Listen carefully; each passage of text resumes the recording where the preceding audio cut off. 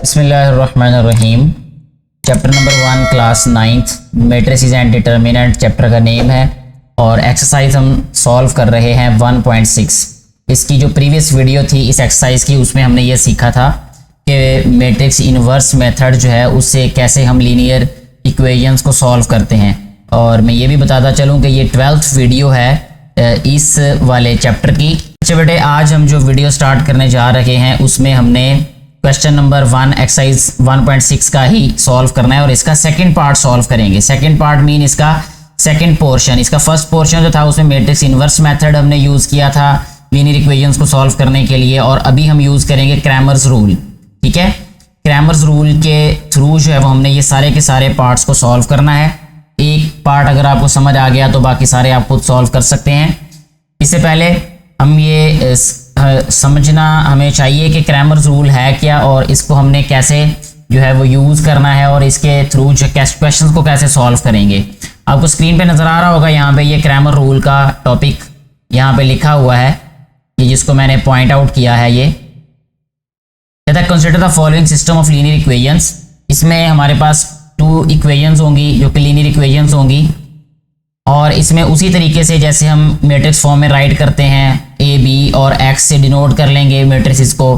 और इसके बाद हमने जो चीज़ याद रखनी बेटे आपने वो सिर्फ ये वाला रिलेशन याद रखना है कि एक्स जो है वो इक्वल होता है A X determinant upon A determinant. ठीक हो गया, यानी अगर इसको हम लिखना चाहें तो आपने सिर्फ ये याद रखना है ये वाला रिलेशन कि एक्स की वैल्यू जो है वो इक्वल होगी A X determinant upon A determinant.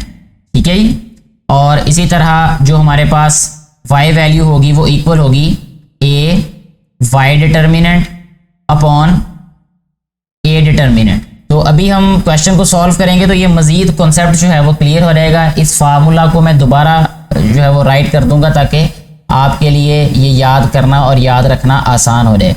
यहाँ पे ये क्वेश्चन नंबर 1 आपको स्क्रीन पे नज़र आ रहा होगा। इसमें फर्स्ट सेकेंड 2 पार्ट्स हैं, इसमें कोई भी दोनों में से हम पार्ट सॉल्व कर लें। तो पहले यहाँ पे मैं राइट कर देता हूँ कि हमें फार्मूला क्या यूज़ करना होगा।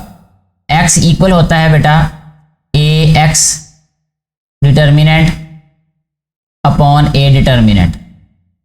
ठीक है जी, और इसी तरह जब हमें y की वैल्यू चाहिए होगी तो वो इक्वल होगी A Y determinant upon A determinant. ठीक है जी, अब हम क्या करेंगे, इनमें से सेकंड पार्ट ले लेते हैं, सेकंड पार्ट को सॉल्व कर लेते हैं अभी क्रैमर्स रूल से। सेकंड पार्ट की हमारे पास वैल्यू है 2x plus Y is equal to 3, और सेकंड इक्वेशन है हमारे पास 6x plus 5y is equal to 1।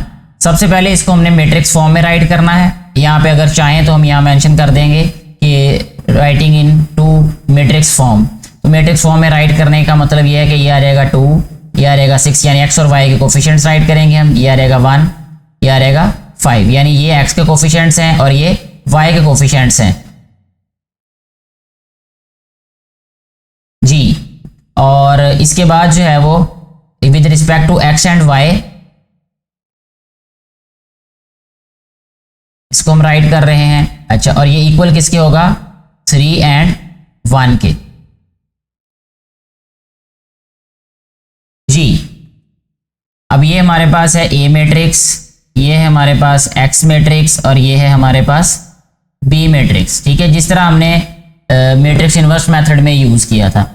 अब सबसे पहले हमने A का डिटर्मिनेंट फाइंड करना है, तो यहाँ पे हम राइट करते हैं जी डिटर्मिनेंट ऑफ A, तो वो इक्वल आ जाएगा 2, 1, 6 एंड 5 के। ठीक है जी, और ये आ जाएगा हमारे पास 5 2 ज़ा 10, दरमियान में माइनस का साइन आता है, 6 1 ज़ा 6। तो ए का जो डिटर्मिनेंट है वो इक्वल आ जाएगा 4 के। इसके बाद अब हमें क्या चाहिए, ए एक्स चाहिए और ए वाई चाहिए।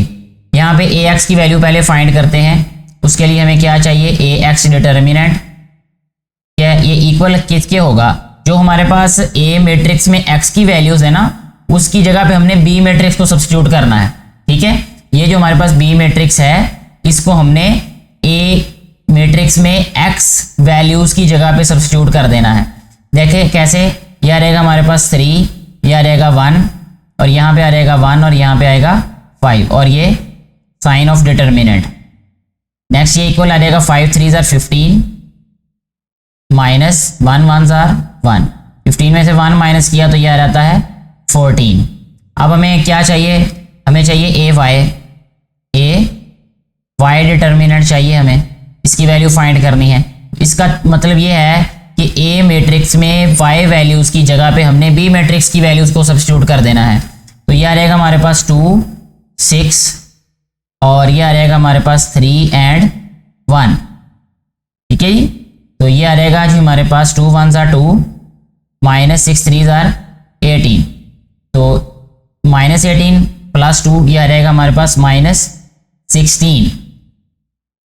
अब हमारे पास इजीली x और y वैल्यूज आ रहेंगी, तो यहाँ पे हम राइट करते हैं। जैसा कि हमें पता है कि x की वैल्यू फाइंड करने के लिए हमें फार्मूला यूज करना पड़ेगा ax determinant upon a determinant, ठीक है जी। अब देखिए बेटा, यहाँ पे ax डिटर्मिनेंट हम ऑलरेडी फाइंड कर चुके हैं जिसकी वैल्यू क्या है 14, ठीक है, अपॉन a डिटर्मिनेंट की वैल्यू क्या है वो 4 है।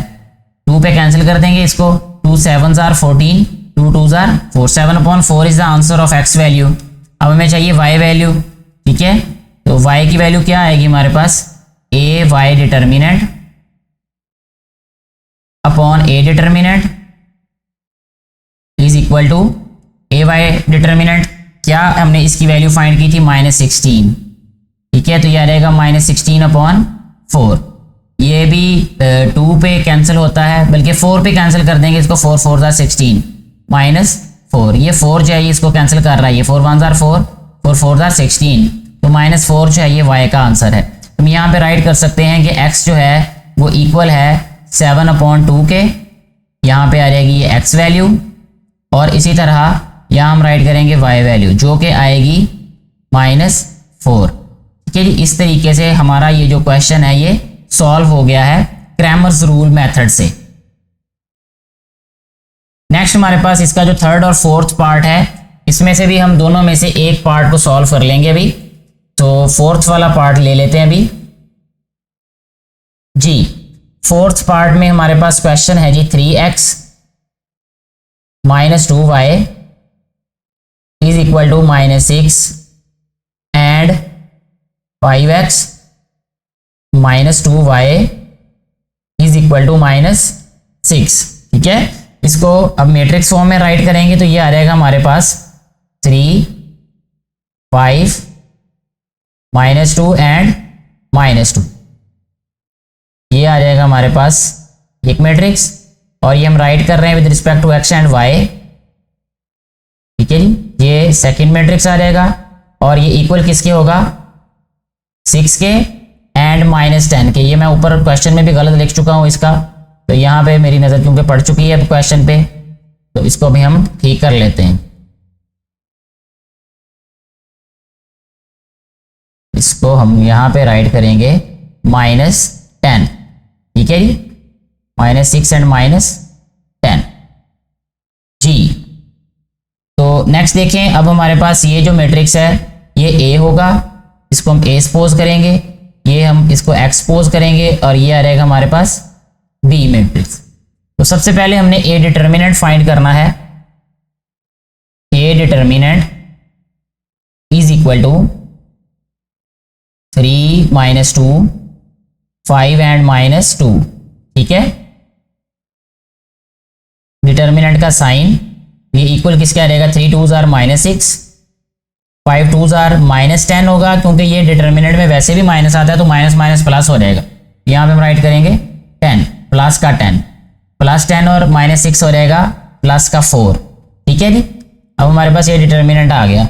अब हमें चाहिए ax का डिटर्मिनेंट, इसकी वैल्यू चाहिए ax determinant is equal to, यहाँ पे हम राइट करेंगे b की वैल्यू को x वैल्यूज की जगह पे राइट करेंगे, तो आ जाएगा हमारे पास 6 -10 -2 एंड -2 जी। नेक्स्ट ये आ जाएगा 6 2 जार -12 और minus minus plus plus minus minus 10 2 jar 20 आ जाएगा ये, 20 माइनस 12 माइनस माइनस प्लस और माइनस, यहाँ माइनस ही आ गया, ठीक है। ये आ जाएगा 32 का, -32, माइनस माइनस प्लस होगा ना ये। तो इसके बाद नेक्स्ट हमारे पास रह जाएगी वैल्यू जो फाइंड करने वाली, ए वाई डिटर्मिनेंट जी। तो ये वैल्यू आएगी हमारे पास, अब ये 3 आएगा, यहाँ पे आ जाएगा 5 और ये आ जाएगा हमारे पास 6 और ये आ जाएगा -10 इज इक्वल टू 10 3 ज़ा 30, -30 आ गया ये, -6 5 ज़ा 30, ठीक है जी। और ये साइन एक दफ़ा क्लियर कर लें इनके, साइन ठीक है जी। 30 और 30 आ जाएगा -60, ठीक हो गया जी। अच्छा, अब हमें x और y की वैल्यूज चाहिए, तो वो हम राइट कर लेते हैं यहाँ पे। x आ जाएगा जी हमारे पास A X determinant upon A determinant, ठीक है जी। ए एक्स डिटर्मिनेंट की वैल्यू क्या थी हमारे पास, -32 अपॉन ए डिटर्मिनेंट की वैल्यू क्या है 4 इज इक्वल टू -8 आंसर आ जाएगा इसका, ठीक है जी। और y वैल्यू आ जाएगी हमारे पास A Y determinant upon A determinant is equal to A Y determinant की वैल्यू क्या है हमारे पास, -60 अपॉन 4 और ये आ रहेगा -15, ठीक है जी। अब x और y की वैल्यूज आ गई हमारे पास, यहाँ हम राइट करेंगे x is equal to -8 and y is equal to -15। इस तरीके से हमारे पास ये जो क्वेश्चन था ये भी सॉल्व हो जाएगा। नेक्स्ट हमारे पास जो इसका 5 और 6 वाले पार्ट्स हैं, इनमें से भी हम कोई सा भी एक पार्ट सॉल्व कर लेते हैं। 6 वाला ही ले लेते हैं इसमें भी। तो 6 वाला जो पार्ट है इसकी स्टेटमेंट है जी बेटा 4x + y is equal to 9। यह रहेगा -3x - y is equal to -5। सबसे पहले मैट्रिक्स फॉर्म में इसको राइट करेंगे तो यह रहेगा 4 -3 +1 -1। ये हमारे पास ए मैट्रिक्स हो गया। x एंड y मैट्रिक्स, ये सेकंड मैट्रिक्स हो गया हमारे पास, यानी x मैट्रिक्स इक्वल आ रहेगा ये बी मैट्रिक्स, यहाँ पे राइट करेंगे वो आएगा 9 एंड -5, ठीक है जी। अब इसको हम सपोज करेंगे कि ये हमारे पास ए मैट्रिक्स है और ये x मैट्रिक्स है और ये इक्वल किसके है, बी मैट्रिक्स के। तो सबसे पहला काम हमने ये करना है कि ए डिटर्मिनेंट फाइंड करना है, ठीक है जी। ए डिटर्मिनेंट का मतलब क्या है, ये आ रहेगा 4, ये आ रहेगा 1, ये आ रहेगा -3, ये आ रहेगा -1। इसमें साइन ऑफ डिटर्मिनेंट आ जाएगा, ये आ रहेगा -4 और ये आ रहेगा +3। और इसको जब हम सिंप्लीफाई करेंगे तो आंसर आ जाएगा हमारे पास -1, ठीक है जी। इसके बाद नेक्स्ट हम फाइंड करेंगे ए एक्स डिटर्मिनेंट। ए एक्स डिटर्मिनेंट का मतलब ये है कि बी वैल्यूज को हमने ए मैट्रिक्स में एक्स वाली वैल्यूज की जगह पे राइट कर देना है। तो ये आ रहेगा हमारे पास 9 -5 और ये आ रहेगा 1 एंड -1। ये डिटर्मिनेंट का साइन साथ में 9 1 ज़ार -9 हो जाएगा, ये माइनस और माइनस प्लस हो जाएगा और ये आ जाएगा यहाँ पे 5। 9 में से 5 माइनस करें तो -4 आ जाता है। इसके बाद अब हमने फाइंड करनी है वैल्यू जी ए वाई डिटर्मिनेंट की, ठीक है जी। तो ए वाई डिटर्मिनेंट की वैल्यू का मतलब ये है कि जो बी वैल्यूज़ हैं, यानी बी मैट्रिक्स जो है उसकी वैल्यूज़ को हमने वाई की वैल्यूज़ की जगह पे सब्स्टिट्यूट कर देना है ए मैट्रिक्स में। तो ये आ जाएगा हमारे पास 4 एंड -3 वैसे ही, और बी है हमारे पास 9 एंड -5, ठीक है जी। 5 4 ज़ा 20, ये आ जाएगा -20, माइनस और माइनस प्लस बन जाएगा, ये 9 3 ज़ा 27, ठीक है, तो ये आ रहेगा हमारे पास प्लस का 7 जी। इसके बाद नेक्स्ट स्टेप में हमने क्या करना है कि एक्स वैल्यू को राइट करेंगे। तो एक्स वैल्यू का मतलब होता है A X determinant upon A determinant जी। ये इक्वल आ रहेगा ए एक्स डिटर्मिनेंट का मतलब ये है कि -4 अपॉन -1, तो ये इक्वल आ रहेगा 4 के, ठीक है। और y इक्वल किसके आ रहेगा, A Y determinant upon A determinant, ठीक है जी। तो ये आ रहेगा हमारे पास ए वाई डिटर्मिनेंट है जी हमारे पास 7 के इक्वल, 7 अपॉन -1 इक्वल आ रहेगा -7 के। यहाँ पे अब हम आंसर राइट करेंगे इस क्वेश्चन का, x is equal to 4 and y is equal to -7। इस तरीके से हमारा ये वाला जो क्वेश्चन है ये भी सॉल्व हो जाएगा। नेक्स्ट हमारे पास जो क्वेश्चन नंबर 7, 8 हैं, इसमें से हम कर लेते हैं जी। अब ये 7th वाला पार्ट सॉल्व कर लेते हैं। इसमें ज़्यादा माइनस के साइंस नज़र आ रहे हैं, तो ये वाला पार्ट सॉल्व करते हैं अभी। इसमें हम सबसे पहले क्वेश्चन राइट करेंगे जो कि है 2x - 2y is equal to 4। इसके बाद है -5x - 2y is equal to -10। सबसे पहले इसको मैट्रिक्स फॉर्म में राइट करेंगे। तो मैट्रिक्स फॉर्म में जब राइट करेंगे तो ये आ रहेगा 2, ये आएगा -5, ये आ रहेगा -2 और ये भी आ रहेगा -2, ठीक है जी। और इसके बाद ये आ रहेगा हमारे पास x एंड y मैट्रिक्स।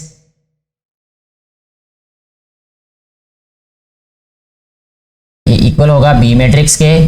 तो b मैट्रिक्स है जी हमारे पास 4 एंड -10 जी। तो इसमें अब हम इसकी नेमिंग राइट कर लेते हैं। ये x है, ये सॉरी ये x और ये b मैट्रिक्स है। सबसे पहले a का डिटर्मिनेंट हमने फाइंड करना होता है।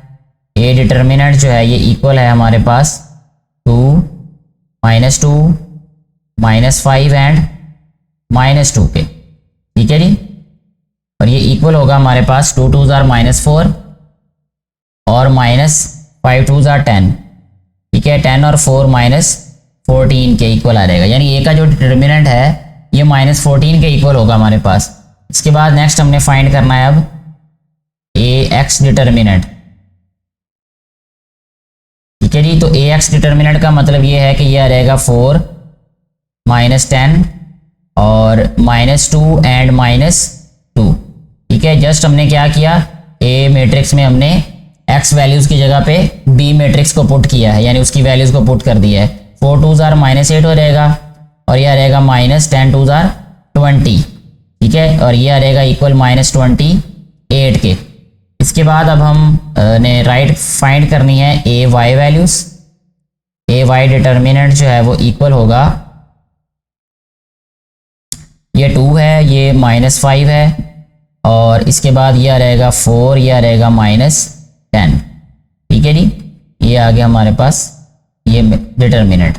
10 2s are -20 होगा, ठीक है। और minus minus plus 5 4s are 20 होगा। ये इक्वल आ रहेगा 0 के, ठीक है जी। इसके बाद हमने x और y की वैल्यूज फाइंड कर लेनी है। बहुत आसानी से फाइंड कर सकते हैं क्योंकि हमें पता है कि x इक्वल होता है A X determinant upon A determinant के, ठीक है। ये इक्वल होगा जी हमारे पास ए एक्स डिटर्मिनेंट का की वैल्यू है -28 अपॉन -14, ठीक है। तो ये इक्वल आ जाएगा आंसर +2 के।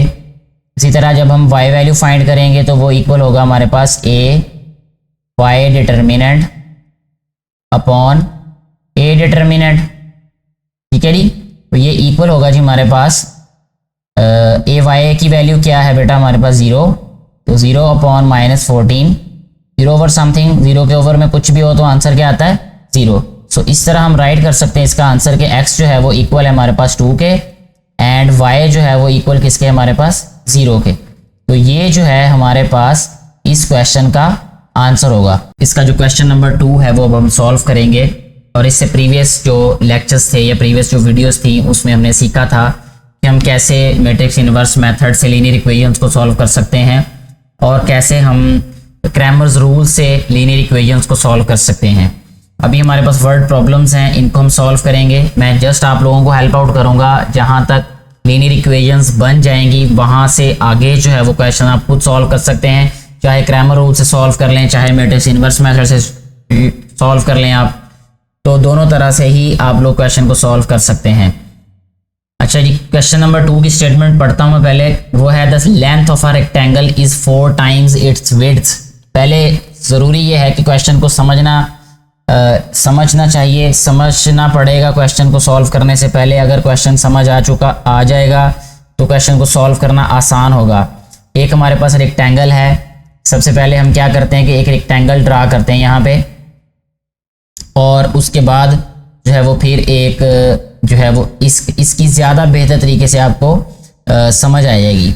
जैसे ये एक रेक्टेंगल है, ठीक है, इसी रेक्टेंगल की बात कर लेते हैं जी, चलें। अब वो कह रहा है हमें कि जो लेंथ है एक रेक्टेंगल की, इसको इस साइड पे ड्रा करते हैं, यहाँ पे एक साइड पे हो जाएगी, तो यहाँ नीचे क्वेश्चन सॉल्व कर देंगे फिर हम। अच्छा बेटे, ये जो रेक्टेंगल है ना हमारे पास, इसमें वो कहता है कि जो इसकी लेंथ है वो 4 टाइम्स है इसकी विड्थ से, यानी जो भी इसकी विड्थ होगी, सपोज हमारे पास इसकी विड्थ 2 है तो इसकी लेंथ क्या होगी 4 टाइम्स, यानी 4 2s are 8 होगी फिर इस तरीके से। तो अब हमें नहीं पता कि इसकी विड्थ क्या है और इसकी लेंथ क्या है, लेकिन जो भी विड्थ होगी उसकी लेंथ उसका 4 टाइम्स होगी। तो हम सबसे पहला काम ये कर लेते हैं कि सपोज कर लेते हैं, यहां लिखते हैं लेट, ठीक है। लेट क्या लिखना है हमने, width of rectangle,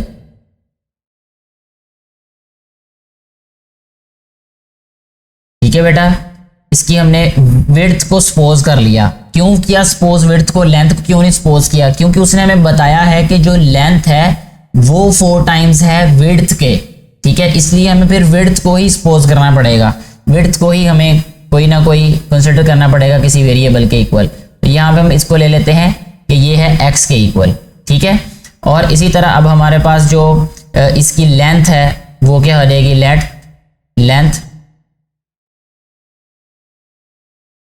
length of rectangle, ठीक है, इसको हम ले लेते हैं जी यहाँ पे y। अच्छा जी, अब इसकी जो फर्स्ट कंडीशन है उसके अकॉर्डिंग हमारे पास ये क्या केस बनता है, उसने कहा है कि जो लेंथ है वो विड्थ का 4 टाइम्स है। तो इट मीन्स हम इसको राइट करेंगे कि जो हमारे पास y है, यानी y क्या है हमारे पास लेंथ, ठीक है, और विड्थ है हमारे पास x, तो x का जो 4x होगा वो इक्वल होगा y के। तो अगर हम इससे इक्वेशन बनाना चाहें तो ये हमारे पास इक्वल आ जाएगा ये 0 के, और यहाँ इसको हम राइट कर सकते हैं 4x माइनस y, ठीक है, 4x minus y is equal to 0। इसको हम ऐसे भी राइट कर सकते हैं 4x minus y is equal to 0। तो ये हमारे पास इक्वेशन नंबर 1 बन चुकी है, ठीक है। हमारा जो क्वेश्चन है उसमें इक्वेशन बनाने का आधा काम हमारा हो चुका है। द पेरीमीटर, उसके बाद देखें जी नेक्स्ट लिखा है the perimeter of the rectangle is 150 centimetre. ये दूसरी कंडीशन दी है, ठीक है, दूसरी बात हमें कही गई है। अब हमें ये पता है कि जो पेरीमीटर होता है रेक्टेंगल का, यहाँ पे हम राइट कर देते हैं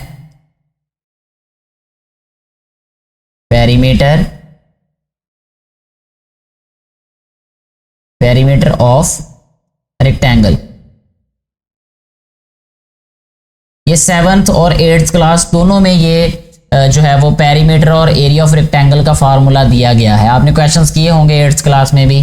तो पेरीमीटर का जो बेटा होता है ना, सॉरी, रेक्टेंगल का जो पेरीमीटर होता है वो किसके इक्वल होता है, 2 टाइम्स लेंथ प्लस विड्थ के। तो यहाँ हमें पेरीमीटर दिया हुआ है 150 के, तो हम इसको राइट करेंगे 150 सेंटीमीटर, ठीक है। और हमें पेरीमीटर का फार्मूला पता है, हम वो यहाँ पे राइट कर देते हैं 2 times length plus width is equal to 150 आ जाएगा ये, ठीक है। इसके बाद नेक्स्ट हम क्या करेंगे, इसको 2 टाइम्स लेंथ क्या है हमारे पास y और विड्थ क्या है x, तो ये इक्वल आ जाएगा हमारे पास 150 के। अब हम क्या करेंगे, इस 2 को इधर ले आएंगे राइट साइड पे, तो ये डिवाइड हो जाएगा, हमारे पास ये इक्वेशन बन जाएगी x plus Y is equal to 150/2।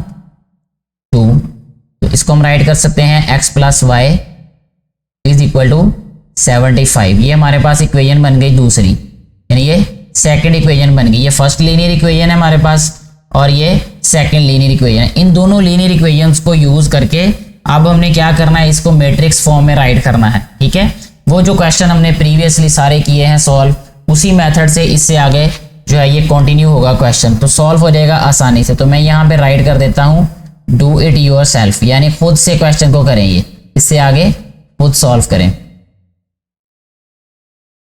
और वैसे भी मैं बेटे और बेटियों को यहीं तक ही ये वाला क्वेश्चन समझाता हूँ, इससे आगे वो खुद ही सॉल्व कर लेते हैं, क्योंकि प्रीवियस जो लेक्चर्स होते हैं, प्रीवियस जो टॉपिक्स होते हैं, उन्हीं की बेसिस पे ये क्वेश्चन जो है वो सॉल्व किए जा सकते हैं इससे आगे। नेक्स्ट अब हम सॉल्व करेंगे जी क्वेश्चन नंबर 3।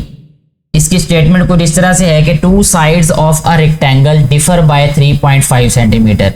एक हमारे पास रेक्टेंगल है और उसकी जो 2 साइड्स हैं उनका फर्क क्या है, 3.5 सेंटीमीटर्स। ठीक है, find the dimensions of the rectangle of its perimeter is 67 centimetre. ये तकरीबन जो है वो हमारे पास प्रीवियस क्वेश्चन के जैसा ही क्वेश्चन है ये। ठीक है, थोड़ा सा फर्क है बस। तो हम सबसे पहले क्या करेंगे कि इसमें सपोज कर लेंगे इसकी लेंथ और विड्थ, क्योंकि हमें पता ही नहीं है कि उसकी लेंथ क्या है और विड्थ क्या है। तो अब हम लेंथ भी कोई भी ले सकते हैं और विड्थ भी कुछ भी ले सकते हैं हम। तो हम यहाँ पे लिखते हैं लेट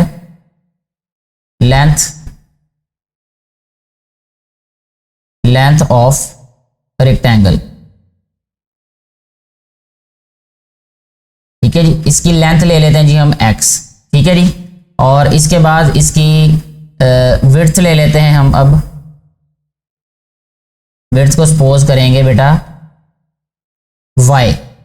ठीक है जी,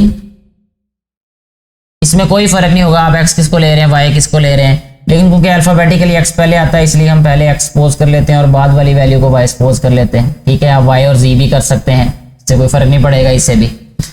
अच्छा जी, ये बात होगी इतनी। अब वो कह रहा है कि ये जो साइड्स है ना इनका डिफरेंस है 3.5 सेंटीमीटर्स का। ठीक है, तो हम इसको क्या राइट करेंगे कि x minus Y is equal to 3.5 centimetres. ठीक है, तो ये हमारे पास इक्वेशन 1 बन जाएगी। ठीक हो गया। तो find the dimensions of the rectangle if its perimeter. अब पेरीमीटर हमें दिया हुआ है यहाँ पे राइट करेंगे जी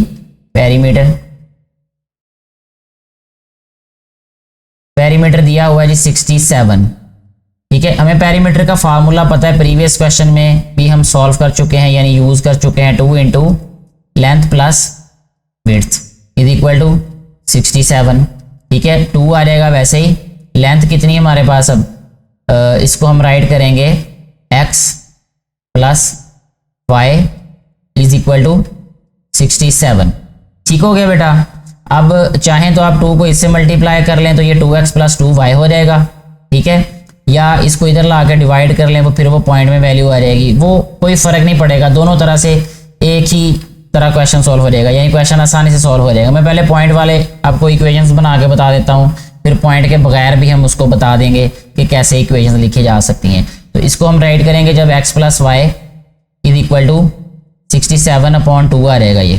ठीक है, तो जब 67/2 आया तो x plus Y is equal to 2 3 जार 6 और 2 3 जार 6 2 5 जार 10, यानी 33.5 आ जाएगा। ये इक्वेशन हमारे पास आ जाएगी 2। अब इन दोनों इक्वेशंस को 1 और 2 को यूज करके हम ये पूरे का पूरा क्वेश्चन सॉल्व कर सकते हैं। अच्छा, इन इक्वेशंस को ऐसे भी राइट किया जा सकता था, यहाँ पे x minus Y is equal to 3.5 है, इसको हम राइट कर सकते हैं x minus Y is equal to 35/10, यानी अगर हम इनको पॉइंट्स में ना राइट करें तो ये आ जाएगा हमारे पास 10x minus 10y is equal to 35, यानी ये हमारे पास इक्वेशन नंबर 1 हो जाएगी। सेकंड इक्वेशन क्या हो जाएगी हमारे पास, वो हो जाएगी 2x plus 2y is equal to 67।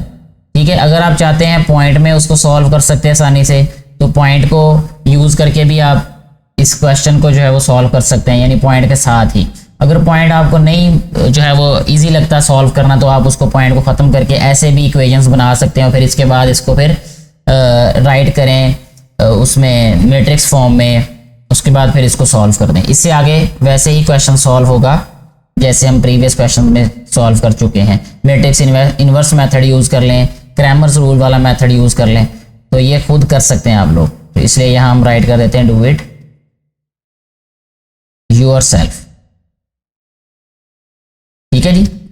Next हमारे पास जो क्वेश्चन नंबर 4 है उसकी स्टेटमेंट कुछ इस तरह से दी गई है कि the third angle of N isosceles triangle is 16 degree.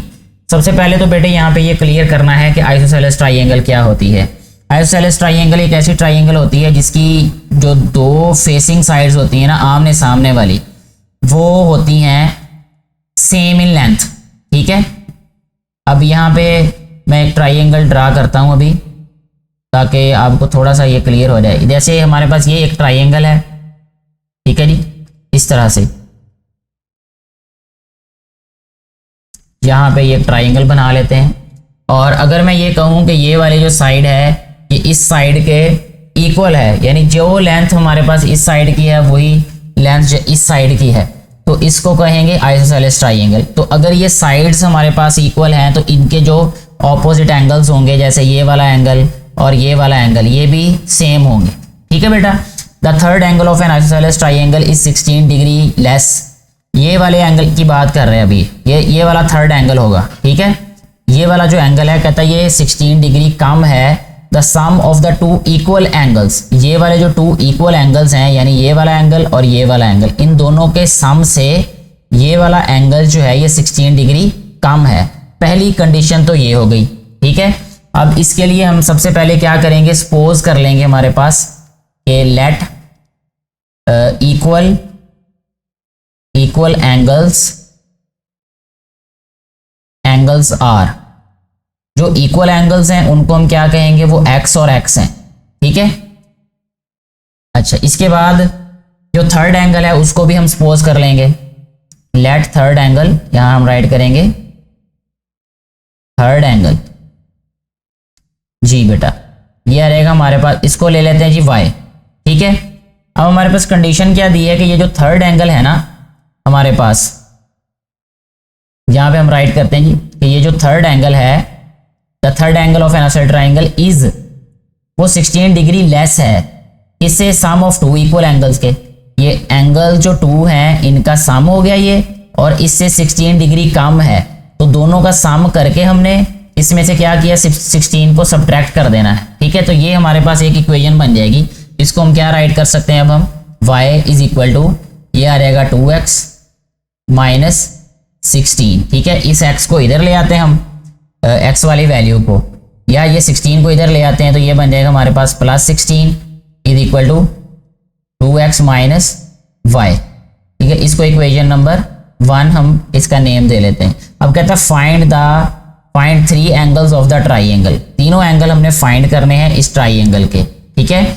हमें यह भी पता है कि जो इंटीरियर एंगल होते हैं किसी भी ट्राइंगल के, उनका सम जो है वो 180 होता है। ठीक है। एज वी नो, यहां पे हम राइट करेंगे as we know sum of interior angles of a triangle, वो ट्राइंगल किसी भी तरह की हो सकती है, ट्राइंगल। ठीक है। क्या होगा, सम इनका 180 होता है। यहां पे राइट भी कर देता हूं मैं, 180 डिग्री इज इक्वल टू 180। सो अब हम यहां पे क्या राइट करेंगे कि ये जो x प्लस y ये इक्वल किसके होगा, अब 180 के। ठीक है बेटा। उसकी रीजन ये है कि ये तीनों जो हमारे पास एंगल्स है ना, एक x है दूसरा भी x है, क्योंकि दोनों सेम एंगल्स हैं, और तीसरा y है, इन सभी का सम जो है वो इक्वल हो जाएगा 180 के। तो यहां से हमारे पास एक नई इक्वेशन आ जाएगी जो होगी 2x plus Y is equal to 180। ठीक है जी। ये हमारे पास इक्वेशन नंबर 2 आ जाएगी। अब हमारे पास दोनों इक्वेशंस आ चुकी हैं यहाँ पे, तो इन इक्वेशंस को यूज करके हम बाकी जो क्वेश्चन है उसको सॉल्व कर सकते हैं। मेथड आप पे डिपेंड करता है आप कौन सा अडॉप्ट करना चाहते हैं, कौन सा यूज करना चाहते हैं, चाहे मैट्रिक्स इनवर्स कर लें, चाहे क्रैमर रूल यूज कर लें। नेक्स्ट हमें जो क्वेश्चन दिया है, क्वेश्चन नंबर 5, उसकी स्टेटमेंट कुछ इस तरह से दी गई है कि one acute angle of a right triangle. Acute angle क्या होता है बेटे, एक्यूट एंगल ऐसा एंगल होता है जो लेस देन 90 हो, 90 से छोटे एंगल को एक्यूट एंगल कहते हैं। One acute angle of a right triangle. Right triangle क्या होती है? ये वाली जो ट्राइंगल है इसको राइट ट्राइंगल हम कहेंगे। यहाँ ट्राइंगल वो शो नहीं कर रहा, अब इसकी जगह पे अब हम कोई और ट्राइंगल ढूंढ लेते हैं। ट्राइंगल जो है वो अब मैं खुद ही ड्रा कर लेता हूँ क्योंकि वहां से जो है वो कॉपी हो नहीं रही। इस तरह की जो ट्राइंगल होती है हमारे पास बेटा, ये हमारे पास राइट एंगल्ड ट्राइंगल है। इसमें ये वाला हमारे पास जो एंगल है ये राइट है, ये वाला। इस तरह की ट्राइंगल को हम राइट एंगल ट्राइंगल कहते हैं जिसमें एक एंगल राइट हो। ठीक है जी। अच्छा जी, कहता है one acute angle of a right triangle is 12 degree more than, यानी एक जो एक्यूट एंगल है वो क्या है? वो 12 डिग्री ज्यादा है। किससे? Twice the other acute angle, दूसरे एक्यूट एंगल के 2 गुना से। ठीक है, जैसे सपोज हमारे पास ये एक एक्यूट एंगल है, ये दूसरा एक्यूट एंगल है और ये वाला 90 का एंगल होता है ये वाला। ठीक है, और ये डेफिनेटली ये 90 से छोटे ही होंगे दोनों। अच्छा, अब हम सबसे पहला काम हम ये करेंगे यहाँ पे कि सपोज कर लेंगे कि let one acute angle, acute angle, one acute angle हम इसको ले लेंगे कि x है। ठीक है, अदर एक्यूट एंगल या सेकंड एक्यूट एंगल इस तरह लिख लें, सेकंड एक्यूट एंगल, इसको हम लिख लेते हैं बेटा y। ठीक है, अगर एक हमारे पास एक्यूट एंगल x है और दूसरा y है तो वो कहता है कि one acute angle of the right triangle is 12 degree more. तो जो हमारे पास x है, अगर हम इसकी बात करें कि जो x हमारे पास एक एंगल है, अब ये क्या होगा? ये दूसरे एंगल के 2 गुना से, दूसरे एंगल का 2 गुना क्या होगा? यानी ट्वाइस क्या होगा? 2y हो जाएगा, twice the other acute angle. और 12 डिग्री क्या है? ज्यादा है, इसलिए हम क्या करेंगे? 2y plus 12। ठीक है, मोर का मतलब होता है ज्यादा, उसमें ऐड कर दिया। इससे प्रीवियस एक क्वेश्चन हमने किया था उसमें लेस था, तो जहां लेस था वो 16 डिग्री, उसमें हमने क्या किया था? सब्ट्रैक्ट कर दिया था उसको। तो इस तरह हमारे पास ये इक्वेशन एक बन जाएगी। ये y वाली वैल्यू को इधर ले आते हैं तो ये आ जाएगा x minus 2y is equal to 12। ठीक है जी, इसको इक्वेशन नंबर 1 का नेम दे लेंगे। अच्छा, अब दूसरी बात कहता है find the acute angles of the right triangle. अब ये राइट ट्राइंगल है तो ये भी ट्राइंगल ही ना, तो हमें पता है कि ट्राइंगल के जो इंटीरियर एंगल्स होते हैं उनका सम क्या होता है? 180। ठीक है, यहां पे हम राइट करेंगे as sum of interior angles of a triangle is equal to 180 degree. ठीक हो गया बेटा। अब देखें ये आ जाएगा हमारे पास एक x एंगल है हमारे पास, दूसरा हमने y सपोज किया था, तीसरा एंगल क्या होगा? 90 ऑटोमेटिकली, क्योंकि ये एक राइट ट्राइंगल है। तो इसको हम राइट करेंगे यहाँ पे x प्लस y प्लस 90। ठीक है, 90 लिखने की रीजन मैंने आपको बता दी है क्योंकि ये एक राइट ट्राइंगल है, तो थर्ड वाला एंगल क्या होगा? 90। 2 एंगल्स का हमें पता ही नहीं, इसलिए x और y सपोज किया था तो वैसे लिख दिया हमने, इज इक्वल टू 360 डिग्री। ठीक है जी। अच्छा, अब इसके बाद हम इसको क्या राइट कर सकते हैं? x plus Y is equal to 360 में से 90 माइनस करें तो हमारे पास क्या आंसर आ जाता है? ओ सॉरी, ये 180 होगा, ये 360 नहीं होगा, ये मैंने गलत राइट कर दिया यहाँ पे, अनइंटेंशनली यहाँ पे ये गलती हो गई है। यहाँ पे 180 आएगा और मुझे ये लग रहा है कि मैंने प्रीवियस क्वेश्चन में भी इसको गलत ही वहाँ पे राइट किया है, तो ये 180 डिग्री हो गया यहाँ पे। अच्छा, इसके बाद 180 में से 90 माइनस करें तो क्या आ जाएगा? 90 डिग्री। तो ये हमारे पास इक्वेशन आ गई सेकंड। अब ये इक्वेशन 1 है और ये इक्वेशन हमारे पास 2 है, इन दोनों को यूज़ करके हम क्वेश्चन को सॉल्व कर सकते हैं। इसके बाद ये वाला ठीक ही है, 180 ही लिखा हुआ है यहाँ पे। लास्ट क्वेश्चन इस एक्सरसाइज का हमारे पास है क्वेश्चन नंबर 6। तो इसमें हमें कहा क्या गया है कि 2 cars that are 600 kilometre apart, 2 कारें हैं जो कि 600 किलोमीटर एक दूसरे से दूर हैं, are moving toward each other, और एक दूसरे की तरफ आ रही हैं। देयर स्पीड्स, उनकी जो स्पीड का फ़र्क है बाय 6 किलोमीटर पर आवर, उनकी जो स्पीड का फ़र्क है वो 6 किलोमीटर पर आवर है। ठीक है, एंड के बाद फिर दूसरी कंडीशन आ जाती है। सबसे पहले हम पहली कंडीशन से निपटते हैं, उसके बाद फिर दूसरी कंडीशन की तरफ जाते हैं। ठीक है जी। अब हम राइट कर लेते हैं जी, let speed of one car, यह रहेगा जी हमारे पास x, और speed of other car, second car, इसको ले लेते हैं जी अब हम y, ठीक है। और क्या कहता है, there speed differ by 6 kilometre, उनकी स्पीड का डिफरेंस क्या है 6 किलोमीटर, तो इसलिए हम इसको लिख लेते हैं x minus Y is equal to 6। तो ये हमारे पास इक्वेशन 1 आ गई है, ठीक है जी। इसके बाद वो कहता है कि and the cars are 120 kilometre apart after 4.5 hours, यानी 4.5 आवर जो है इन्होंने अब फासला तय कर लिया है, ठीक है। इतना फासला तय कर लिया है 4.5 घंटे का, 123 किलोमीटर बनता है वो, और अभी बाकी जो रहता है वो 600 में से हमें 123 माइनस करेंगे तो वो बाकी रह जाएगा, ठीक है जी। अच्छा जी, सॉरी यहाँ पे लिखा हुआ 103 किलोमीटर अपार्ट, 123 रह गया है, सॉरी 123 रह गया है, और 4.5 आवर में उन्होंने कंप्लीट कितना किया है वो हमें पता चलेगा जब हम 600 में से 123 माइनस करेंगे, वो होगा जो टोटल कवर डिस्टेंस होगा। Find the speed of each car, हमने स्पीड फाइंड करनी है हर एक कार की, ठीक है जी, यानी x और y की ही वैल्यू फाइंड करनी है। तो यहाँ सबसे पहले देखें 4.5 घंटे में उसने फासला कितना तय किया, ये हमें पता चलेगा जब ये टोटल डिस्टेंस में से हम जो रह गया है वो 123 है, 10 में से 3 माइनस करेंगे तो ये आ रहेगा 7, 9 में से 2 माइनस करेंगे तो ये आ रहेगा 7, 5 में से 1 माइनस करेंगे तो ये आ जाएगा 4, यानी 477 किलोमीटर उन्होंने कवर किया है 4.5 आवर में, ठीक हो गया जी। अब हम यहाँ पे क्या करेंगे कि क्योंकि ये हमारे पास स्पीड है और इसके बाद टाइम भी है हमारे पास, और हम यहाँ पे फार्मूला यूज़ करेंगे स्पीड का। ये आपने फिजिक्स में पढ़ा होगा, अगर आप लोग फिजिक्स पढ़ते हैं तो S is equal to V cross T होता है, यानी V मल्टीप्लाई बाय T। तो हम इसी को यूज़ करेंगे अब यहाँ पे। S मीन डिस्टेंस, यानी जितना उसने डिस्टेंस कवर किया वो कितना है 477, ठीक है।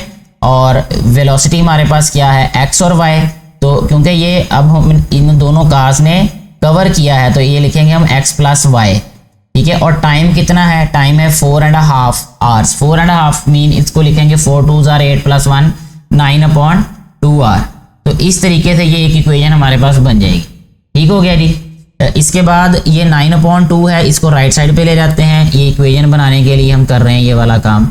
x प्लस वाई इक्वल हो जाएगा 477 मल्टीप्लाई बाय यह रहेगा 2/9, ठीक है। अब ये कैंसिल भी हो रहा है, ये 9 और 477, 9 5s are 45, 2 इधर 9 3s are 27। तो हमारे पास x प्लस वाई जो है ये इक्वल आ जाएगा 53 को 2 से मल्टीप्लाई करें तो 106 आ जाएगा, इसको लिखेंगे 106, और ये हमारे पास इक्वेशन 2 बन गई है। अब इक्वेशन 1 हमारे पास ये है, इक्वेशन 2 ये है, दोनों लीनियर इक्वेशंस आ चुकी हैं। अब हम x और y की वैल्यूज फाइंड कर सकते हैं, मेथड आपको पता है। तो मुझे उम्मीद है कि ये जितने भी क्वेश्चंस थे आपको अच्छे तरीके से समझ आ चुके होंगे, ये कॉन्सेप्ट क्लियर हो चुका होगा। फिर भी कोई कन्फ्यूजन हो, किसी भी तरह की प्रॉब्लम हो मेरा बेटा, तो आप कमेंट बॉक्स में राइट करें अपने प्रॉब्लम को। मैं पूरी कोशिश करूँगा कि जल्द से जल्द आपका प्रॉब्लम सॉल्व किया जाए। और अगर आपको ये वीडियोस अच्छी लगें, ये समझ आ चुकी हो, तो इनको ज़्यादा से ज़्यादा शेयर करें, इन वीडियोस को लाइक करें और चैनल को डेफिनेटली सब्सक्राइब करना चाहिए आपको। ये मैं फ़र्स्ट टाइम आखिरी लास्ट पे बोल रहा हूँ ये वाली बात। अगर आपका दिल करे तो सब्सक्राइब करें, अदरवाइज इट्स ओके, कोई बात नहीं है। मेरा मकसद तो ये है कि बेटे और बेटियों को आसानी हो, बस आप वीडियोज़ जो है वो उन बेटे बेटियों तक पहुँचाएँ जिनको ज़रूरत है इनकी। Thank you very much.